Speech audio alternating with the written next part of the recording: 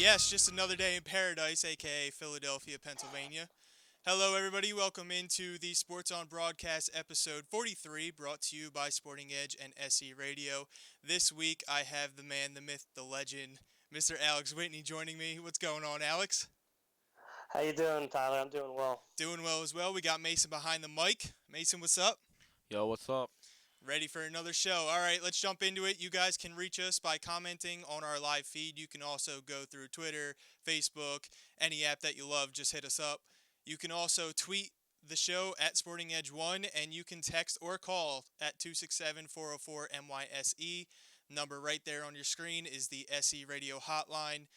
We have quite a things to talk about this week. Let's start off with the Eagles getting back to practice. And we'll start with Fletcher Cox missing OTAs. Is it a big deal, Alex? It's kind of. I mean, it's yes and no. I mean, it's a voluntary thing, so you can't really require guys to go there. But at the same time, it sends a bad message, I think, We're talking to about the rest of the practice, team. man. Perfect. Well, yeah, but yeah, that was good. But it's kind of tough just because of the voluntary thing, and obviously he's not. It's not against the rules or against Eagles team rules or anything, but you want your best players to be there just to show the rest of the team, the rookies, the new guys. You want to show them that you're all in. And I think, the thing is we don't really know what's going on. You could have personal things, kind of like the Brandon Graham thing that kind of got overblown. hmm But at the end of the day, you kind of want your vets, your leaders, to be there. But what are you thinking? Yeah, 100% agree with you. I know years ago they killed Asante Samuel, and it ended up, unfortunately, that his mother had passed away. The coaching Right. staff didn't seem very happy with the fact that he wasn't there just to be a leader. And I think what I heard today from Brian Westbrook kind of echoed that sentiment. He said that, like, Andy Reid basically not begged, but had a leadership committee in place. And he basically told the guys, look, I know this is voluntary, but if you want to win a Super Bowl and you want to compete on that level, you got to be here and help out the rookies or even the younger guys. Brian Westbrook today said that, you know, or no, it was Brian Westbrook. I'm sorry. He basically said, it would mean a lot to me as a rookie or a young guy coming in if $100 million guy who's who's in there busting his butt or even just showing up to OTAs is putting his arm around me and look what I've done in the league, but on the other hand I want you to be just as great so we can win something. Right. So I think the veteran leadership is definitely a big deal. Yeah, you do need to spend time with your family. Family is number one most important no matter what career you have.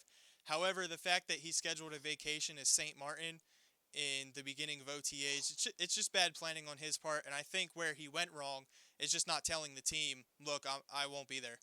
No heads up. Right. Exactly. I mean, you've had how many months off to schedule a vacation? But I think especially with the And offensive by the line way, and I the heard this was defensive, his third of the off season, so his third vacation. yeah, Well, I guess he can afford it. he's So, a um, procationer. yeah, I wish I had that job. Yeah. Um, especially when you're talking about the offensive line and the defensive line, those are kind of the two major areas of the team that really work like as a team. Like you need five guys on the offensive line to gel. You need four guys or depending on what system you run, to gel on the defensive line. Especially with a new D tackle coming in and Tim Jernigan. I mean, we're not going to talk too much about Jason Peters, but just the fact that you want that offensive line to be there together as well to work off of each other. Um, I think those are two areas that I think are really important to a team. And it sucks that Fletcher's not there, but I'm not worried. At the end of the day, I'm not really that worried because it's voluntary. He's not holding out for a bigger contract. He's just enjoying life. But it has its pros and cons. Yeah, absolutely. It's not going to be a big deal come September when he's has 3 sacks in the first 4 games. It's not going to matter. The only issue is, and yeah, you're right. There is pros and cons with things. The only issue is if something goes bad, it's well, you weren't there. Why should you care? Why should I listen to you? If he feels the need to step up at a certain time. Moving on, let's jump into another upsetting fact that I don't even know how to word this. Coaching staff is upset with Carson Wentz, according to Marcus Hayes, who wrote a piece in the Daily News. Coaching staff is upset that Carson Wentz went to quarterback gurus in California to fix his mechanics. Now there is a little validity to this story in the fact that you do have John DeFilippo, you have Doug Peterson, who have been a quarterback guru themselves, and of course Doug Peterson was a quarterback himself. Um, but I don't know. I don't really have an issue with him going out and getting an outside voice helping him learn his mechanics. Do you? Well, no, I don't have a problem with it either. I mean, if he thinks there's a problem, and I know at the end of last year they're saying that his mechanics are a little long and stuff like that. If he's just trying to better himself, it's better for the team. And then you think about it's the off season. What are the coaches doing? Like these guys, these quarterback gurus, like pretty much solely work in the off Yeah. season. What is he supposed to do? Go to the NovaCare every day? Hey Yeah, Doug, or can you meet me? yeah, he doesn't live around. He's probably in North Dakota or whatever. And the fact that and then the coaches, they're not going to be available all the time. So when you have that stability of going to the same guy every week or whatever he was doing, I don't think there's. I think it's a fake news article. Way to throw it out there. No, I agree. It just when I read the article, there's anonymous sources everywhere, and he kind of has a reputation. Marcus Hayes, I'm talking about, has a reputation of doing that, and I'm surprised it slides through the Daily News. But again, yeah, just getting back to the actual issue at hand, Carson Wentz going out and trying to better himself in California. I don't see a big deal with it as long as it helps. As long as as long as he doesn't go out there and get taught Yeah. things and it it's detrimental to his play on the field. I don't see why it's a big deal. Moving on, let's stick with Doug Peterson, who said that Dak Prescott didn't have to win games for the Cowboys last year. Is he right? Uh, I mean, I think he's kind of right, but he didn't really have to do much. But he didn't really lose. He didn't lose games, obviously, either. I mean, how many games did they lose last year? Not a lot. So he was a solid rookie, and I don't think he won a game at the end. But um, I just think it's funny when Doug Peterson says these kind of things because you think I feel like when he gets asked a question like this, he kind of stumbles and just splurts out whatever he He's wants. too honest to a fault. Yeah, exactly, and or he just kind of he doesn't have a filter sometimes, and he just kind of says whatever, even though it sounds like ridiculous. And I feel like that's kind of what happened, but I kind of just went really passive on that. But what do you have to say? Bring the fire into it. No, it's fine. I, you know, when I first saw this quote, the first thing that popped in my mind was, really, Dougie? Like, you got beat in, what was it, week 8, week 6? He drove down the field in overtime and beat you. How can you say he didn't win games? Yeah, you look at it, and he has Dez Bryant, Ezekiel Elliott, the best offensive line in the NFL. Right. But it's not like Prescott was Alex Smith and just a game manager. I mean, he took shots downfield, and, to his credit, he completed them. Right. I don't know. I do like the fact that Peterson kind of came out and is already lighting a fire under the Eagles and specifically Carson Wentz.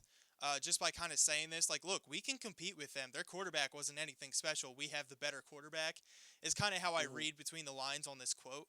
However, I did look back on it and said, like, I don't know if you should be really saying that they were supposed to be 14-2 had you not beat them in week 17 when they were playing their scrubs. So, Right. Football is the ultimate team game, and it takes a quarterback to lead that team. There's a reason he didn't give up his job to Tony Romo. I don't know. Exactly. I think he not by himself was the sole purpose they won, but he was part of the equation to get what should have been 14 wins, even though they ended up 13-3. Right. And yeah, you don't really. Not once last year do I remember him losing a game. And what's more important? Right. Like, I feel like losing a game is more detrimental, obviously, than going out there and winning a game. You know what I mean? Yep. So certainly. I think it's kind of like a far-fetched argument, but it is what it is. What do you guys think about? Go ahead. No, go ahead. I was just going to say, what do you guys think about the quote? Be interesting to hear what the fans' perspective is. Mason, do you want to chime in on this? Do you think Dak Prescott didn't have to win games for the Cowboys last season? Well, I mean, I think it was a lot more comfortable for him. He had the best offensive line in football. He had Dez Bryant, Ezekiel Elliott. What was he, the rookie of the year? Yeah. Yeah. Obviously, he's one of the best running backs in the league last year, unfortunately. But, no, I think it was a lot easier for him than it was for specifically Carson Wentz. It was certainly easier, but I think when we like Alex said, like he also, on the other hand, didn't mess up a ton of things in his rookie season, and everyone gives him the praise because he was what, the fourth round, fifth round pick, something like that. Yeah, That long kind of shots. took that team to the next level, but at the same time, he was that pick that took them to the next level. You know, it's hard to make a case that he didn't win games for them. Yeah, you could say that it's so tough to explain, but basically what I'm trying to say is he also didn't lose games for them, and he, I don't know, he was on top of his game as a rookie. He was the best rookie in the league, other than his co-partner Ezekiel Elliott. Yeah, well, and then when you're leading your team to the playoffs as a rookie, and the Eagles are sitting on their couch eating popcorn during the playoffs, Yeah. I don't really think Doug really has any need to say anything because it all showed on the field, and we kind of got outplayed last year. And oh, by the way, they were one miraculous throw and a field goal away from playing the Atlanta Falcons in the NFC Championship, and you never know where it would have gone from there. Exactly. So, all right, let's get into some good news around the Eagles. Lincoln Financial Field was ranked the number four football stadium, according to Fox Sports, behind Green Bay's Lambeau Field, Seattle CenturyLink, and Arrowhead Stadium for the Kansas City Chiefs. So, Alex, my question to you is, what's your best memory of Lincoln Financial Field? I think my favorite memory, which wasn't too long ago, has to be the snow game. I mean, that game was so much fun to watch. It's not only because we won. I mean, if we lost, it would have sucked. It wouldn't even be Yeah, in my it would have top been 100. miserable. It would have been terrible. But the fact that we won and everyone was sliding around having a good time and it was snowing so heavy, it was, at least in recent memory, it's my most favorite game there. What did you have to say? It's a good question. I went last year to the Vikings game. It was just a ton of fun. It was a sloppy game to start, and then they were beating up on Sam Bradford. That was awesome. But I would have to say my favorite memory, of course, viewing like the best game I would say, or even best moment, is probably 4th and 26 when I think of a moment. But me being there in Yeah. person, just to get a little personal, my uncle had given my stepdad and myself tickets to a club box seat, which was really cool. It was my first time sitting club box at an Eagles game, but that was the last game that I got to spend with my stepdad, and it was just a really cool experience. You know, taking in the game. That was before like social media was huge, fantasy football. You know, I was too young at that point, but it was just really cool to spend that moment. And I thank my uncle Rick for giving me the tickets on that one. But let's get back to Facebook. So Sal chimes in and says Doug talks way too much. Agree? A little because he just kind of it's more of a filter thing than talking too much. It's just he just kind of splurts random things, and I think that just kind of makes a stir with the media like it is today or whatever that was. You know what's funny about it? Like a lot of times people will say he doesn't talk enough. You know, I want him to be more available. But what's even funnier is like when you do get him to talk, he says too much, and you're like, Well, yeah.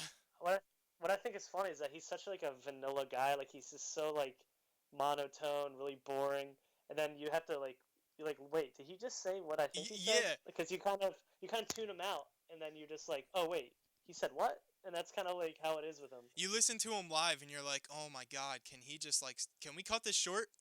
But then you Yeah, go right? back and you're like, wait, he actually said something important. Oh my god. Yeah, you completely miss it until you have to read it in the paper or whatever. Absolutely. So getting back to the best memory at the stadium, you guys again can jump in and just let us know what you're thinking. What was your favorite memory? We'd love to hear from you guys. 267-404-MYSE. We're now going to move on to some national headlines and random thoughts that I wrote down for this show. Let's start off with the NHL and NBA playoffs. The Nashville Predators moved on in the West to the Stanley Cup playoffs or Stanley Cup Finals. The Warriors sweep the Spurs and go into the finals, waiting for the East to be determined. So let's look at the East in itself. We'll start with the NHL. We have the Penguins and Sens coming up in Game 7. Who do you take in that one? We'll make an official prediction. The first one of the All season. right, as much as it kills me, and how much I want the Senators to win, the pessimism Philly athlete in me just assumes that the Penguins are going to win. Especially since it's at home for the Penguins. I think Crosby will turn up.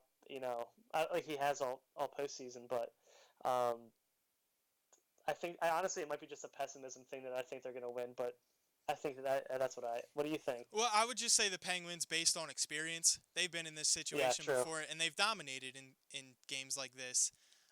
Right. Yeah, I hate it, but it is what it is. I would say the Penguins and Nashville. Let's get into that dynamic real quick. I've seen a lot of people on the Twitter timeline and Facebook. They're rooting for the Predators simply for the fact that Peter Laviolette has left the Flyers and gone there, and now he's back in the Stanley Cup Finals. I don't understand the dynamic of Flyers fans rooting for something that they otherwise wouldn't have an interest in other than it's the ex-coach. I Can you mean, explain that it's to me? something though. It's something to root for, I guess. I But mean, is me is that personally, is that how far we've gone as Phillies fans? Like everything is so negative, we have to root for a team we would never associate with. yeah, it has gotten that far. Our teams suck. I mean, you have to root for something. It's either that or if the Penguins make it, obviously everyone's going to root against rooting for Nashville.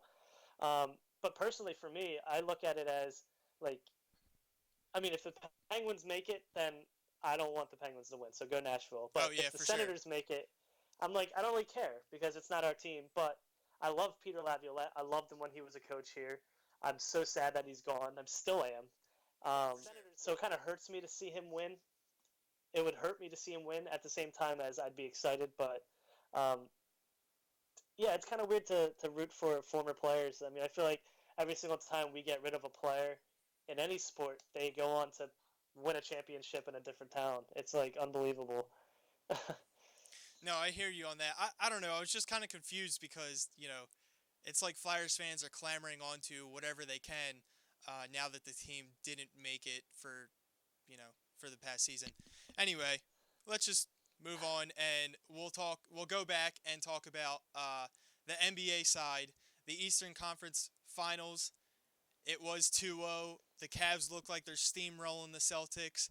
They win by 41 in game 2. They then come home and LeBron, he craps the bed.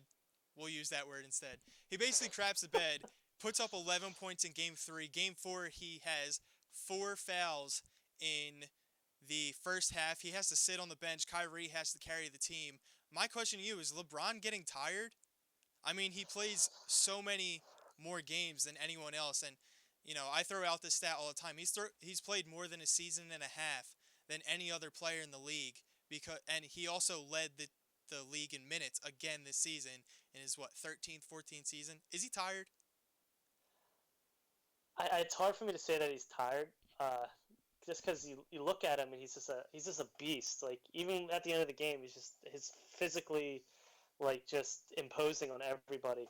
Um, I mean, I think you were going to talk about it, but do I think he took a game off? I think that's something rather than saying tired. Do I think he just mentally just didn't care for a game because he figured they'd win just because they're up 2-0 and how much they were killing the Celtics? But I wouldn't. Yeah, I mean, I don't think he's tired, but there was something weird about that game 3.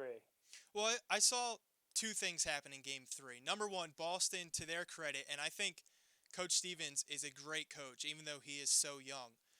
I think they Right. found when Isaiah Thomas went out, they found that they are more aggressive and they are more physical as a lineup when Marcus Smart gets the start instead of it. And I think what happened was that they found a lineup that worked for them and they found a rotation that worked for them. Yeah, I feel like LeBron, I mean, coming down the stretch, he wasn't driving to the lane like he usually does. He wasn't taking pull-up jumpers. He was being very passive. And I feel like it could have been that he said, look, we just blew him out 41-0. I gave all I had in game 2. Why not take a rest? I know I'm going to win this series and we'll move on. Right. But you saw in game 4 the same thing. Look, Boston, to their credit, in game 3, I thought they played outstanding. They were hitting the shots that they got. They weren't missing open shots. You saw them fall back, though, in game 4 where they were up 20 points in the first half. And in the second half, they just couldn't close it out because they were missing those open looks. They were trying harder and harder. And again, to to Kyrie and the Cavaliers' credit, they came back. Kyrie had a career in points. But as far as LeBron getting tired, yeah, I'm sure he is. I mean, I just said it. He's played in so many more games, so many more minutes. I think he did take Game 3 off. Now, looking at the other side and the Western Conference, the Warriors have been undefeated in the playoffs this season. Mason, you can chime in this because I know you've been paying attention to the NBA playoffs. But do you think, Alex, we'll start with you. Do you think the Warriors have a chance to go undefeated in the playoffs? No, I don't think they do. I just think, we pretty much assume now that the Cavs are going to take the series against the Celtics, and there's no way that the Cavaliers are going to get swept because they've lost what, one game compared to zero. I mean, it's just not.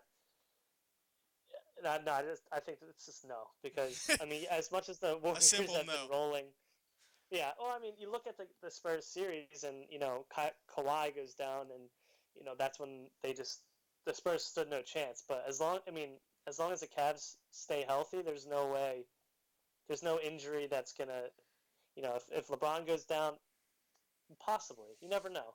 But I don't think LeBron's gonna go down. So Yeah, he doesn't have can't that say history. barring injury. You can't Right. assume that in the playoffs. Let's move over to Exactly. Mason, our great producer. Mason, I know you are a Warriors hater. You don't like anyone in that team. First of all, explain that. Who do you like anyone on the Warriors? You don't like Iggy? You don't like Iggy? I mean, I he's don't. all right. I mean, Steve Kerr, he's cool. Who's Yeah. not He's not even coaching around. them? Mike Brown was funny in that one interview. That's about it. All right, so moving on to the Warriors, do you think they can get swept? By the Cavs? Yeah. Oh no. Mm-mm. No, I'm sorry. I had that Other way backwards. around. Do you think the Warriors can go undefeated in the playoffs and sweep the finals 4-0? And also no. I think unless the Cavs blow a 3-1 lead in the Eastern Conference Finals, like the Warriors did last year. So you think had it been if the Celtics get in, you think that the Warriors can sweep the Celtics? Oh yeah, the Celtics don't match up at all against the Warriors. They would get swept easily. Fair Yeah. enough. Fair enough. I actually think that. No, I'm not going there. I think the Cavs will get into the finals, and then surprisingly, I think it goes 7 games, and I wouldn't be surprised if LeBron steps up one more time and gets that second ring for Cleveland. However, looking at that Warriors team, it's just dangerous. You got the Western Conference All-Stars against LeBron James, Kyrie, and Kevin Love, and maybe Kyle Korver occasionally.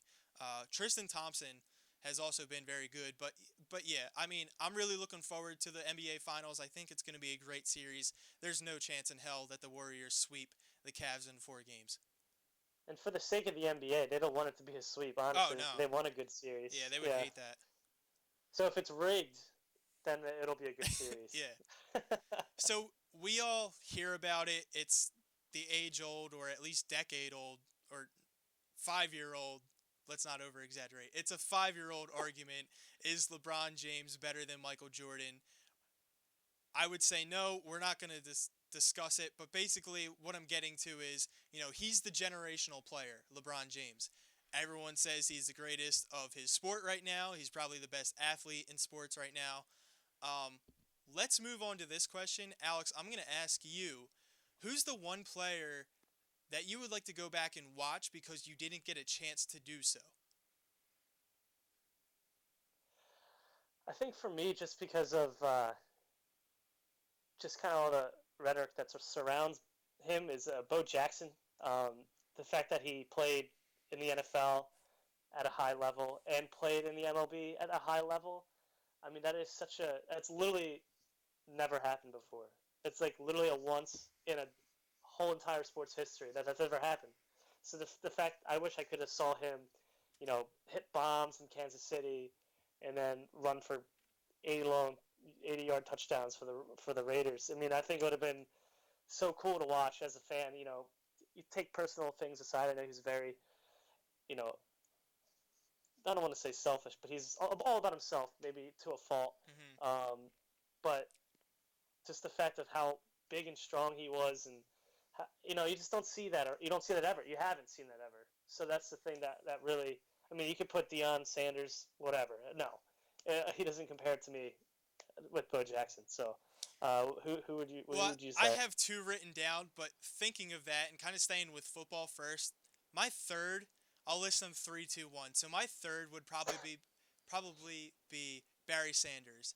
You hear so many great things of the way he ran and how he made something out of nothing. Now, a lot of people have compared Shady McCoy to that kind of running style. So I did get a glimpse of it, but I didn't see Barry Sanders Right. do it. You know what I'm saying? Barry Yeah, but Sanders. Shady was fun to watch. Yeah. You gotta Oh, admit, Shady absolutely, was. absolutely. One of my favorite Eagles to watch. But the two I originally had written down, I'm gonna start with number one, or with the first one being Michael Jordan, simply because of the fact everyone praises him, best basketball player of all time. The only memory I have of him is in a Wizards uniform, which is sad.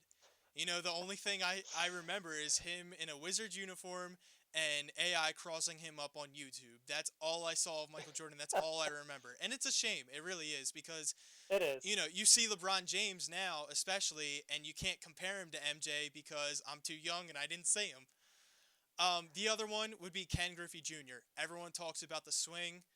He was a great Mariner, possibly one of the greatest baseball players of all time, up there with Hank Aaron and all that. He stayed clean while doing it. I remember him as a Cincinnati Red for about 3 games, and that's about it. And it's a shame because Ken Griffey Jr. gets all this praise, and I can't relate to it. And it's just, I feel bad.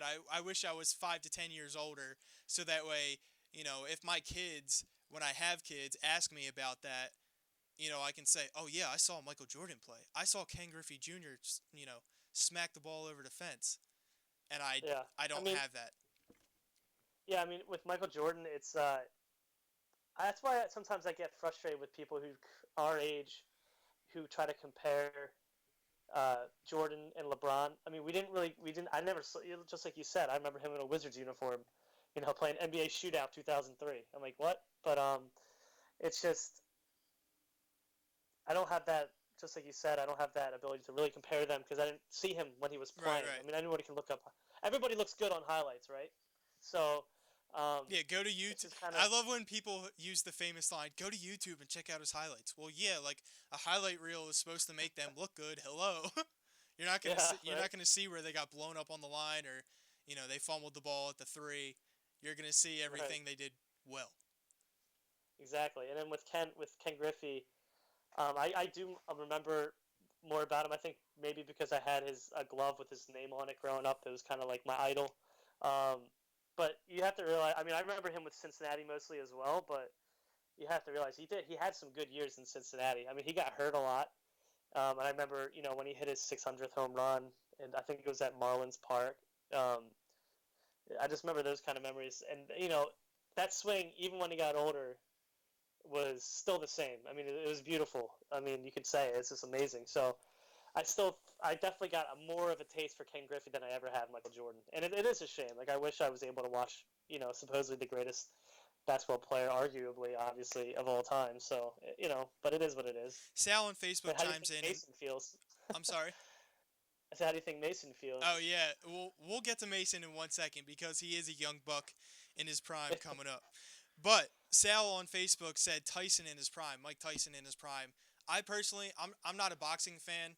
I don't pay attention to UFC or anything. But yeah, if I could place myself in that era of boxing, or even going back to my Muhammad Ali and the way, all the big fights and how it was the main thing on Saturdays or Sundays whenever they played it. There was 3 channels back then, and one of them was the fight. You had to tune in just so you could talk at the water cooler the next week. Hmm. I think if I went back to that era, I would be a boxing fan. I'm just not a boxing fan right now. What about you? Do you know anything Yeah, I about agree Tyson? with that. I mean, I've always liked boxing more than UFC, which is like a just a barn fight or whatever. I just don't like it. But it's kind of crazy because yeah, boxing used to be like top 4 sport in the country. I mean, more than hockey for sure. So it's just like it's crazy how much that sport has kind of died down. Um, but I wish it was still big because there's a lot of history to it, and that's why people like a lot of sports, Hmm. especially like baseball. Right. There's so much history in it. You have such a respect for the sport, and now you look at it, and Monday Night Raw has more viewership than any boxing event. I Yeah. mean, it's like, Yeah, there's no really glory to it anymore. And the most popular boxer is like the worst human being in the world. yeah. So it's Yeah, yeah, yeah, yep. it's just completely different than what it used to be, and it is something that I wish I could go back to as well. All great points. Let's go back to our producer Mason, who we just said is a young buck. Mason, how old are you? I'm 15. You're doing awesome. You're doing a great job. 15 going on 60 with that Yeah, voice. yeah, you're not kidding. So Mason, you have a little bit of a younger perspective than even Alex and I do. Who's one of those players? It can be Philadelphia, it can be nationally. Who's one of those players that you would really love to see in their prime because you didn't get the chance to? Well, I mean, the Philadelphia fan in me says I would definitely go AI because by the time the first memory I really had of basketball was watching the 2011 finals with the Heat and the Mavs. That was like the first time I ever paid attention to basketball. Wow. So, I mean, I would love to have seen AI's killer crossovers and see him in the finals against the Lakers and just the way he played and how hard he played.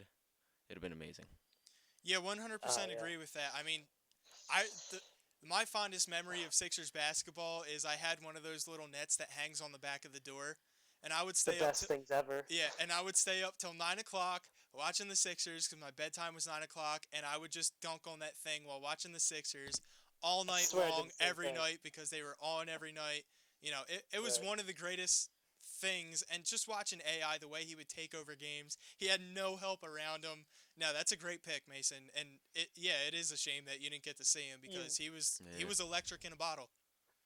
He completely made me feel like the oldest person in the world. And Yeah. no fault at all. When he says All of a the first sudden, thing we he got into our remembers- 40s real quick. yeah, the first thing he remembers is from 2011. I graduated high school in 2011. I mean, oh my god, I feel like ancient. I'm not even old, so. But that's kind of cool. I like reminiscing like that. I wonder what our 60-year-old viewers, they're like, damn, if you guys feel old, I should be in the ground. Horrible. Oh my god. Mason, we love your perspective just because you are younger. You do a great job for us, and we appreciate that. Let's move on to our final headlines in the show. We'll start with who will be the Rookie of the Year. We have Dario Saric, Joel Embiid, and Malcolm Brogdon of the Bucks. They are the three finalists. Who do you think will be the Rookie of the Year? Or who do you think Malcolm deserves who? it? Malcolm Brogdon. Malcolm who? No, I'm just teasing. I think Malcolm I think X. Dario's. Yeah, whoever this guy is. Yeah, Malcolm X meaning a variable. Who the heck is he? Um, I think it should go to Dario. I mean, obviously, Joel. There's no question that Joel Embiid is the biggest talent in this year. Clearly, I mean, rookie wise, he's the best. There's no doubt. But the fact that he only played 31 games, I mean, as much as it kills me, it really does mean something. That's why I think Dario, who at one point, maybe for a month and a half stretch, he was our best player and on the team and the most consistent. He was consistent pretty much the whole year. I mean, he had a little stretch where his shooting was a little off, but he's definitely wise beyond his years for sure. And I think playing in Turkey for a little while professionally definitely helped him. So I think it should go to Dario. What do you think? Yeah, I tend to agree with you. I'm along the same lines. Dario played in what, all 82 games? Joel Embiid Yeah. is definitely the most talented. Dario Saric was the spark plug that the Sixers needed when Embiid was out. I think he's more deserving. I think Joel Embiid going forward will have more All-Star appearances and be the MVP of this team, if not Ben Simmons. I think Dario Saric is going to play more of a leadership role and also, not such of a star role, but a complementary role. For sure. But as far as looking at Rookie of the Year, I got to be quite honest, being a homer, I didn't watch much of Malcolm Brogdon. I did watch Dario Saric. You could make the case that Brogdon could be Rookie of the Year, I guess. But if you look at the stats, Dario Saric blows him out of the water, and I brought that up, multiple times during the Sixers season. So I would cast my vote if I had a vote. I wish I had a vote. It would be Dario Saric Right. over Joel Embiid. Well, I think you also have to think that when you think of the Bucks, you don't think of Malcolm Brogdon. No, still you think of Giannis. Giannis. Yep. Yeah, I mean, Even playing with Jabari a Parker super- before him. Exactly. I mean, playing with superstar like Giannis is definitely helps. And that's, they say that maybe an argument for Malcolm could be that the Bucks made the playoffs, but it's not really because of him.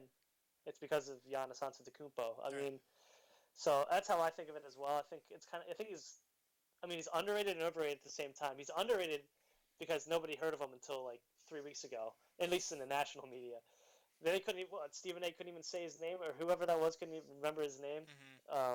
I don't know if you saw that clip, but I just think that I think Darius is more deserving, but credit to all three of them, honestly. Yeah, I agree. What do you guys think? Dario Saric, Joel Embiid, or Malcolm Brogdon? Throw your comments out there. Maybe we'll read some of them. A plus on the pronunciation of Giannis Antetokounmpo. And Yeah, I've practiced. I've practiced. attaboy. It's just like Halapula Vati Vaitai. Uh, That's good. that That's one good. just rolls Yeah. off the tongue for me. I don't know why. As soon as they signed him, I was like, I got to get this down if I'm going to be hosting a show. But anyway, our final topic here will be, it got me thinking. The Sixers, or not even the Sixers, but the Sixers, Flyers, Phillies, Eagles, they're all so bad. We haven't made the playoffs. So what can I bring out to be positive in this show and to wrap it up? Let's go with the four best players, the cornerstones, one from each team. Who are the players you would pick to bet your future on to lead us to the playoffs because we are ailing right now? Do you want me to do all four right now, or do you want to go team by team? We'll go team by team. We can go back and forth. I like that idea. So which team do you want to start out with? Let's start with the Phillies. You go first. All right. I'm going to go with the Phillies. And when I was first thinking of this, I would say that I was thinking of the best player right now. And clearly that's been either Cesar Hernandez or Aaron Altair. Aaron Altair, pun intended, has been on a tear. The dude, all he does, and I've talked about this, all he does is hit doubles and home runs. He's got the speed. He's that five-tool player that Elijah and I talked about last week. We hope he doesn't live up to be Don Brown, Ugh. but I would say he is the best Phillies player right now. I would cast my bet on his future with a high-risk, high-reward bet. I think that's the perfect explanation. I think high risk, high reward definitely describes Aaron Altair, because he is on potential.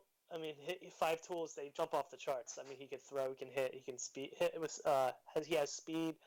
It's pretty impressive. But you just kind of hope that he keeps his strike rate down and stuff like that. But I thought of the cornerstone as the most important guy going forward, and I think that's another Aaron Nola. Um, you know, you want him to stay healthy. You know, it's been kind of up and down with his career. It's been pretty evident. But he really is the face of that rotation going forward. We really need him to be that. We need him to be the next Cole Hamels. Well, not even necessarily Cole Hamels, because Cole Hamels is an ace. I'm not even asking for Aaron Nola to be an ace. I don't think the ace of the future is not currently on our roster, or even in the minors. But we need that consistency. We need a really good number two or a serviceable number one, which he can be. But if he just stays healthy and just keeps his head on his shoulders, I think he's the kind of the guy that we need to, as a fan base, really need to hope that he turns out okay. Yeah, fair enough. If we were, let's stick with the Phillies and just say if we were dipping into the minor leagues, who's the one player that you would grab and put your bet on for them to kind of come up into the majors and make some noise, far beyond just being an average player? I'm talking Right, all-star caliber. See, there's two guys. We could talk about Rhys Hoskins and the fact that he's killing it, but the fact that Tommy Joseph's been doing pretty well, kind of, okay, let him wait a little bit. But for me, I think my number one guy is Jorge Alfaro. He's the guy that was the face of that Cole Hamels trade. The main get for the Phillies was Jorge Alfaro, and to have a catcher for the next 10 years, possibly, that can hit, can throw, needs to learn a little bit about calling a game, but his potential to me is off the charts. I think that. See, I don't.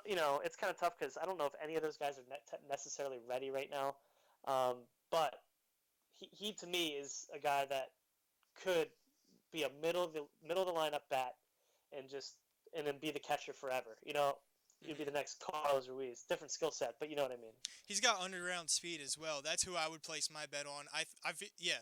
You know what I would love to see though is if Oh, I stole your guy. I'm sorry. no, that's fine. You know, we can share them. You know what I'm saying? But I would really like the Phillies to bring back Carlos Ruiz as a catching coach once he's done with his career and kind of teach Alfaro. But yeah, Jorge Alfaro would be mine. Let's move on to the second team. I'll let you go first and just kind of introduce who you would pick. So I guess the team I'll do is I guess we'll do the Sixers. We got to I do think them we're gonna all, have so similar. just pick one. What'd you say? I said we Yeah, got I to do know. all of them, so just pick one. There's too many to choose from. I'm just teasing. But yeah, I think it's Joel Embiid. Solely injury. I mean, if he's healthy, we all know what he can do. As a rookie, healthy, amazing player. Now, let alone growing and maturing even more. So yeah, I think it's definitely Joel Embiid. Honestly, hands down for me. Yeah, it's Joel Embiid for me as well, but for a different reason. I think the future of the Sixers rests in his fate, and if he can't stay healthy, it's going to set the Sixers back. They'll still have Ben Simmons, whoever they pick up this year, Sarge as a compliment, and they are developing a little bit of a bench. But uh, Jahlil Okafor has clearly shown that he can't, at least in his first 2 years, he can't. Yeah, exactly. L7 blockhead is what he is. He doesn't have the defense. He can't protect the paint. So Joel Embiid would be my cornerstone for the reason you need him to be a cornerstone. You know what I'm saying? Right. No, 100%. He needs to be, especially you want to start in the middle. You want to start with Yeah, the big right. center. And the fact that he can step out, shoot threes is He's he the does everything. biggest piece of the I mean, Monstars lineup. it literally is. Yeah. So how about you do the next team? All right, so we'll jump into the last two. Let's go with the Philadelphia Flyers. And I'm going to start with Wayne Simmons. Now, I know he's getting a little bit older, but he's still relatively young. And I don't necessarily know if he's the cornerstone, but he's the leader of the team. And yeah, you can make an argument that Claude Giroux is the captain, but Wayne Simmons has had the production over the last few years to lead the team and show what it means to muck and grind, to use a hockey term, muck and grind down low. Muck and grind. Shut up.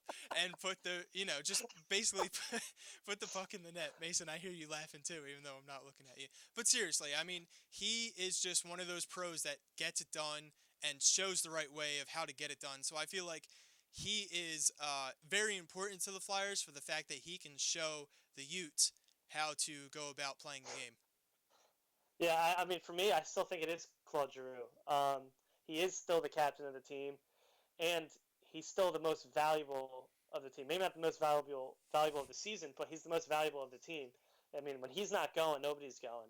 I mean, when he's not going, the team's not going. I mean, Wayne Simmons goes all year round, Mm-hmm. but you know what I mean. Like, if he's not going, No, yeah, I we know stand what no you're saying. chance. Yep. So he's still the most important player on the team. Maybe not the best of last season, or even maybe the season before, but to me, he's still that guy that is the cornerstone of the Flyers. He's still the face of the Flyers. Face of the Flyers, is he the cornerstone? What young player? Because I know you're big into hockey. What player would you cast your bet on? Is it Provorov or is it somebody else? You talking about up and coming? Up and coming be Flyer. The cornerstone, up and coming Flyer. Okay, so I'll answer this in two different ways. I think the best young player, future cornerstone, is Ivan Provorov, just because of his all-around abilities on defense. He can be a shutdown defenseman and also can put the puck in the back of the net. He's got great vision. He's got great speed.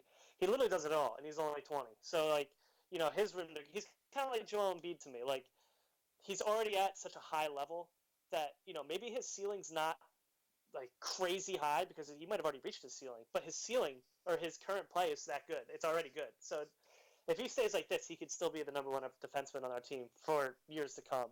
And then I think there's, in a different way, I think of a very important player that not a lot of Flyers fans know that should be, you know, that the Flyers fans are hoping could be a good player is the left winger Oscar Lindblom, who played in Sweden last year and tore up the league, tore up their professional league. He's only 20 as well. Got him the same draft as, I think we got him the same draft as Provorov, either Provorov or Ghost. He's still a young player. He should be coming over this year and could possibly be our top line left winger, which the Flyers have been searching for years. Yeah. So I'm hoping he could be that next big forward as opposed to Provorov being a defenseman, that could really, hopefully, gain some chemistry with Giroux on the first line and really take this team to another level. Maybe not like the top level, but the next He's level, another like making piece, the playoffs. another piece Yeah. of the puzzle. Yeah.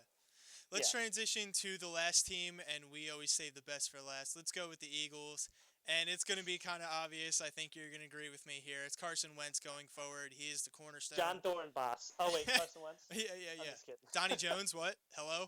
Who Yeah, also Ben missed Longo? OTAs, by the way. No, it's Carson Wentz, and for obvious reasons, quarterback, most important position in sports.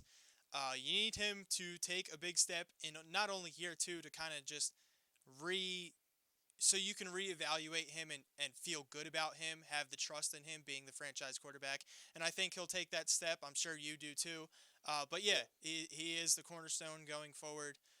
You already have Fletcher Cox who's been paid, so therefore it makes Carson Wentz the kind of the captain of the offense and the captain of the team. He's number one in our book. Yeah, for sure. I mean, a quarterback is most likely always going to be the cornerstone unless your quarterback sucks. So I am hoping he takes that next step. I mean, the amount of weapons we put around him this year, if he doesn't take a step forward, I'm worried. So if he doesn't, even though it's only his second year, he might not have the, on paper options in the future as he has this year, because Jeffrey could be gone. Mm-hmm. Jordan Matthews could leave after this year. Mm-hmm. Who knows? So I think on paper, if he doesn't improve this year, I'm gonna be worried. I'm not gonna sound the You're not alarm jumping bells, ship, but yeah. I'm not jumping ship, but I'm gonna be worried about him being his ceiling. I think he can always be a starter. His worst, I think, is an average quarterback. But if he doesn't progress to that next level a little bit this year, then I think his ceiling shrinks. So, I mean, take it for what it is. No, that's a good way to put it. All right, guys, that's going to wrap up. Thank you, everyone who climbed in. Thank you to Mason. Give us a random drop, Mason. Random drop. Here we go. Classic. There you go. Perfect. What? I don't know. It's just on my mind. All right, guys, we're going to shut it down. Thank you, Alex, again. Great job out of you for joining me this week. Everyone can see us next week, Wednesday, 8 o'clock, same time, same place, right here on Facebook, Twitter, Periscope, YouTube, and anything else that you would like. If you guys missed the episode, again, you can always, or if you ever miss an episode, you can go back to our Facebook page and look at it, YouTube. You can also go on iTunes and Stitcher. And again, we always like when you guys call in and climb aboard the show, 267-404-MYSE. And we will see you next Wednesday for episode 44 of Sports on Broadcast.